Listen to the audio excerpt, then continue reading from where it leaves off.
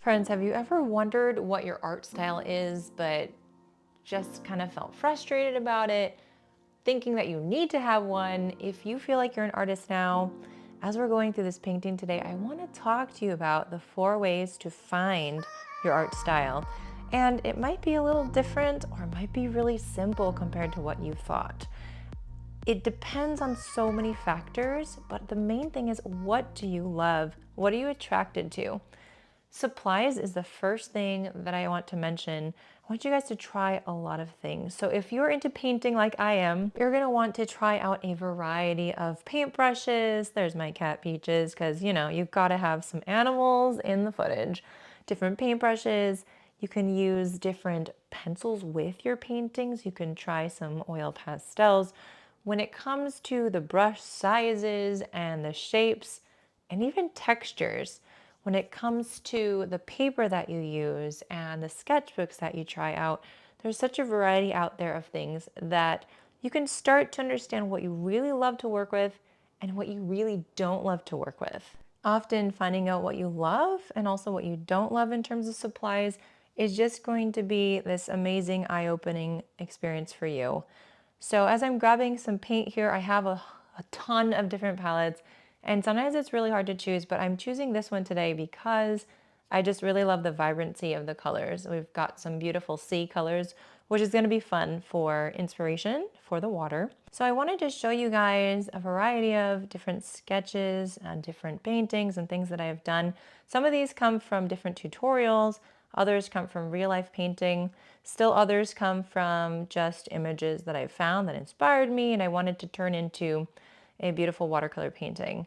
So if you're going through pictures of things, before you start to look online, I encourage you, if you've been painting for a while, creating whatever it is you're doing, go through some of your old artwork and just take a look at what really draws your eye.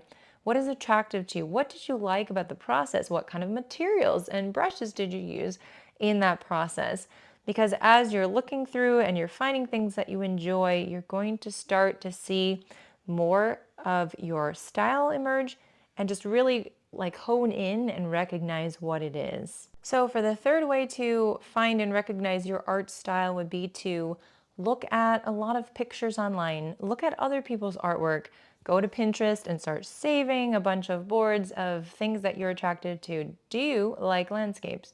Do you like florals? If you're not into painting, maybe you enjoy doing oil pastels. Maybe you enjoy painting with your fingers. Maybe you enjoy sculpting. I mean, the amount of different artwork that we can start to talk about is endless. As I'm painting in this really light wash in my sky here, adding in some light aqua and blue, just keeping in mind, what are the things that I enjoy. So I'm just dabbing in some paper towel clouds here. I move pretty quickly, and when I have that wet sky, I'm able to just dab out some of that paint. It comes right off if everything is still wet. It's an amazing way to work on really fun natural clouds. So you can see my process is pretty quick. I'm starting by adding in those base layers, really light watery paint, and then starting to add in medium and then darker tones here. As things are still wet, it's starting to blend together, creating a nice blend of these colors of softer edges. Going to do the same thing on the other side for my bushes, just keeping in mind that we are layering slowly from really light to medium to dark, and that's creating that dimension, the lightness, the darkness, creating those shadows and that texture in this landscape here. So as we're starting to paint in that horizon line to create the beautiful tropical water in this landscape, I want to tell you about the fourth way to find your art style, and it would be to do a ton of tutorials from other people.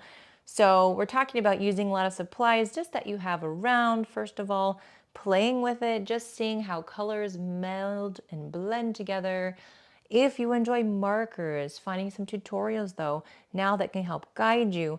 Now, it might seem counterintuitive to start playing with your art supplies and just seeing where it takes you versus doing some formal tutorials and learning, but it's going to get you out of your head and into just a space of putting marks on paper and playing.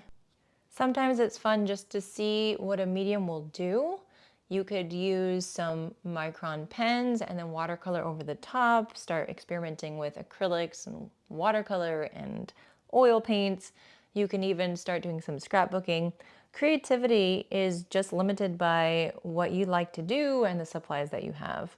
Here, as I'm adding in the base of my palm tree, and I'm just trying to paint loosely and enjoy the experience, adding some shadow on one side. I'm just reminding myself of the videos and tutorials that I have done when I was first starting out painting, and I kind of wish that I had, instead of kind of got locked in by other people's ideas, I had just experimented on my own and played with the supplies just for fun, and then kind of went with the formal instruction. But you do the order that makes sense for you. So we're adding in these beautiful yellowy green fronds to this palm tree. We're trying to create a sense of whimsy, a sense of just beautiful ease, and a nice, cool, breezy day in a tropical space. We are all, most of us probably, are not there, but it's fun to dream and imagine as well.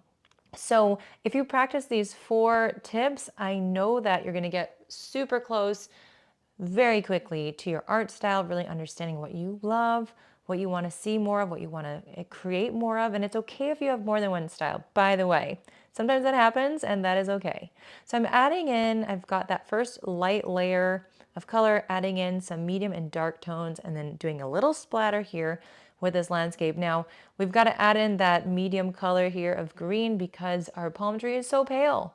We want to put in some more frond marks. You can see I'm doing now a much darker value. So I've got that light, then the medium, and then a little bit of dark going in, not adding as much so that we are not covering up the lighter values. So then with my nice pointed brush, I'm just doing these upward strokes really quickly. Now I do paint fast. If you've seen me on YouTube before, you know that is just what I do. I always encourage you guys to stop the video, pause, just take a moment to breathe, and it's okay if you need to pause me, slow it down so that you can catch up. I've been painting fast for a while, but that doesn't mean that you have to or that you should. Paint in the style with which you love. And if we're talking about style, the speed with which we paint is also important to mention. And as you keep going and learning and understanding how your paintbrush, for example, works, you're going to be able to speed up in the way that you feel comfortable. But some people like to paint slower and methodical, and that is also wonderful. It's just based on what you want to do. Don't feel stressed, don't feel rushed. Take a deep breath. Remember, I am a therapist, and I like to encourage you guys for healthy self-care so that you can feel rejuvenated and energetic in your life in all the things that you are doing. Don't be anxious in your painting and in your art creations, because it'll help you to learn to be calm and not anxious in other aspects and other areas of your life. I hope you've been enjoying this video. Please check out the links below for my Skillshare courses, free 30-day link linked in that description, as well as my Patreon membership is there.